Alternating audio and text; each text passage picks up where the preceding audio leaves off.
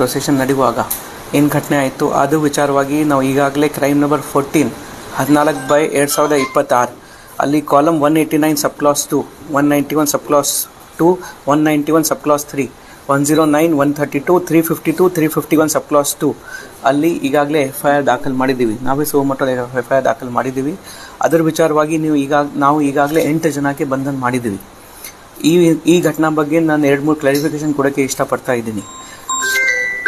First, ಇದು procession Shivaji ಜಯಂತಿ procession ನಡೀತಾ ಇತ್ತು. ಸುಮಾರು 4 ಗಂಟೆ 4:15 5 ಗಂಟೆಗೆ ಸ್ಟಾರ್ಟ್ ಆಯಿತು ಓಲ್ಡ್ ಟೌನಲ್ಲಿ. ಈ ಮಸೀದಿ ಮುಂದೆ ಪ್ರೊಸೆಷನ್ ಬರೋಕ್ಕಿಂತ ಮುಂಚೆನೇ ಈ ಘಟನೆ ನಡೆದಿದೆ. ಈ ಘಟನೆ ಎಕ್ಸಾಕ್ಟ್ ಟೈಮ್ 10:06 10 ಗಂಟೆ 6 ನಿಮಿಷಕ್ಕೆ ನಡೆದಿದೆ. ಈ ಘಟನೆಯಲ್ಲಿ ಏನಾಯಿತು, ನಾವು ಎಲ್ಲರೂ ಪ್ರೊಸೆಷನ್ ಜೊತೆಗೆ ಇದ್ದೀವಿ. ಕೆಲವು ಜನ ಮುಂದೆ ಇದ್ದರು, ಕೆಲವು ಜನ ಹಿಂದೆ ಇದ್ದರು. ಅದೇ ರೀತಿ ಮಸೀದಿ ಮುಂದೆ ಕೂಡ ಕೆಲವು ಜನ ಇದ್ದರು, ಇನ್ಕ್ಲೂಡಿಂಗ್ ಮೈಸೆಲ್ಫ್. ನಾವು ಮಸೀದಿ ಮುಂದೆ ಇದ್ದೀವಿ. ಆ ಮಸೀದಿಯಿಂದ ಕೂಡ ಮಸೀದಿ ಒಳಗೆ ಕೂಡ 9:09ವರೆಗೆ ಪ್ರೇಯರ್ ಮುಗಿಸ್ಕೊಂಡು ಆಲ್ಮೋಸ್ಟ್ ಎಲ್ಲರೂ ಹೋದರು. ಆದರೆ ಕೆಲವು ಜನ ಒಳಗೆ ಇದ್ದರು.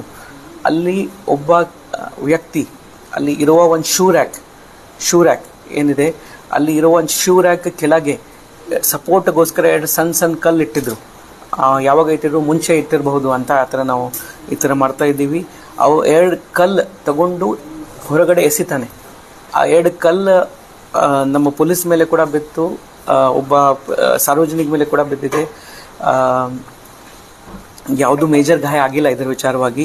ಆದರೆ ಆ ಪರ್ಟಿಕ್ಯುಲರ್ ವ್ಯಕ್ತಿ ತನ್ಜೀರ್, 28 ವಯಸ್ಸು, ಸೆಕ್ಟರ್ ನಂಬರ್ 10 ನವನಗರ್ ವಾಸಿ. ಅವನಿಗೆ ನಾವು ಐಡೆಂಟಿಫೈ ಮಾಡಿದ್ದೀವಿ. ಅವನು ಈ ಕೇಸಲ್ಲಿ ನಮ್ಮದು A1 ಆರೋಪಿ. ನಾವು ಏನು ವಿಡಿಯೋ ಫುಟೇಜ್ ಮಾಡಿದ್ದೀವಿ, ನಾವು ಕೂಡ ಅಲ್ಲಿ ಪೂರ್ತಿ end to end video coverage ಮಾಡ್ತಾ ಇದ್ದೀವಿ. ಅಲ್ಲಿ ಕ್ಲಿಯರ್ ಕಟ್ ಆಗಿ ಕಂಡು ಬರ್ತಾ ಇದೆ, ಅವನೇ 2 ಕಲ್ಲು ಎಸಿದಾನೆ. ಅದು ಬಿಟ್ಟು ಬೇರೆ ಯಾವುದು ಕಲ್ಲು ಹೋರಾಟ, ಬೇರೆ ಯಾವುದು ಕಲ್ಲು ಎಸೆಯೋದು ಏನು ಘಟನೆ ಆಗಿಲ್ಲ. ಆ ವಿಡಿಯೋ ಕೂಡ ತಮ್ಮ ಜೊತೆಗೆ ನಾವು ಶೇರ್ ಮಾಡ್ತಾ ಇದ್ದೀವಿ. ಅವನಿಗೆ ನಾವು A1 ಆರೋಪಿ ಮಾಡಿ ಈ ಕೇಸಲ್ಲಿ ಅರೆಸ್ಟ್ ಮಾಡಿದ್ದೀವಿ. ಅದರ ಜೊತೆಗೆ ಇನ್ನೂ 7 ಜನ, ಟೋಟಲ್ 8 ಜನಕ್ಕೆ ಈ ಕೇಸಲ್ಲಿ ನಾವು ಅರೆಸ್ಟ್ ಮಾಡಿದ್ದೀವಿ. ನಾವು ಕೂಡ ಅಲ್ಲಿ ಇದ್ದೀವಿ, ನಾವು ಮಸೀದಿ ಒಳಗೆ ಕೂಡ ಇದ್ದೀವಿ. ನಾವು ಅವರಿಗೆ ರಿಕ್ವೆಸ್ಟ್ ಮಾಡ್ತಾ ಇದ್ದೀವಿ, ಆದರೆ ನಮ್ಮ ಕರ್ತವ್ಯಕ್ಕೆ ಅವರು ಅಡ್ಡಿಪಡಿಸಿದ್ರು ಅಂತ 7 ಜನಕ್ಕೆ ನಾವು ಈ ಕೇಸಲ್ಲಿ ಅರೆಸ್ಟ್ ಮಾಡಿದ್ದೀವಿ.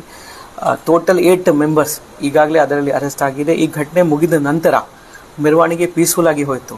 2 ಕಮ್ಯುನಿಟಿ ಲೀಡರ್ಸ್ ನಮಗೆ ತುಂಬ ಹೆಲ್ಪ್ ಮಾಡಿದರು. ಈ ಘಟನೆ ಮುಗಿದ ನಂತರ ಮೆರವಣಿಗೆ ಪೀಸ್ಫುಲ್ ಆಗಿ ಮಸೀದಿ ಮುಂದೆಯಿಂದ ಹೋಯಿತು. ಯಾವುದೂ ಅನಾಹುತ ಘಟನೆ ಆಗಿಲ್ಲ. ಪ್ರೇಯರ್ ಕೂಡ ಪೀಸ್ಫುಲ್ ಆಗಿ ಮುಗೀತು.